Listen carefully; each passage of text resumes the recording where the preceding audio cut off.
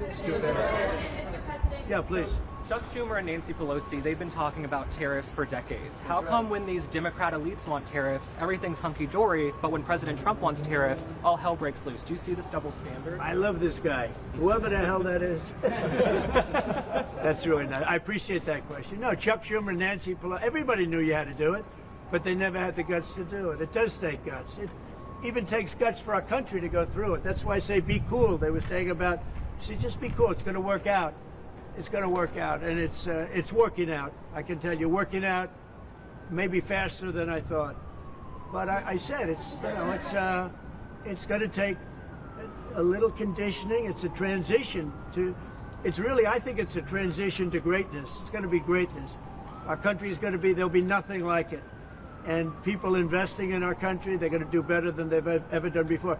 We have more car manufacturers, Roger, coming into our country now. Speaking of cars. We've never seen anything like it. And they're coming in because of the election, but they're coming in because of the tariffs, because they don't want to pay 25 or 50 or whatever it may be. They don't want to pay that. They can't pay that. We had 3 cancellations in Mexico, building a plant. They're all coming into the United States. Canada, they're coming in. From China, they're coming in from everywhere. And that's just cars. We have chip makers coming. We're the biggest chip maker in the world from Taiwan, coming in, spending $3 billion to build plants, and mostly a big plant. This is a hell of a plant when you spend the kind of money that they're going to go $200 to $300 billion, not million. You know, you'd say million would be the right number. It's not $200 to $300 billion. Think of that, $300 billion. If you look at Apple is going to spend $500 billion building a plant. They wouldn't be doing that if I didn't do this. They'd just keep building them in China.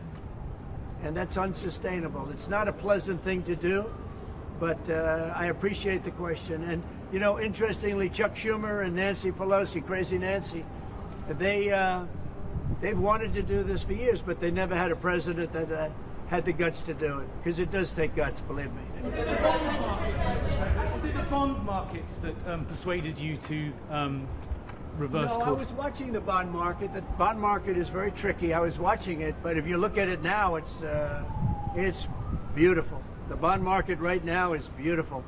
But yeah, I saw last night where people were getting a little queasy. I think everything had.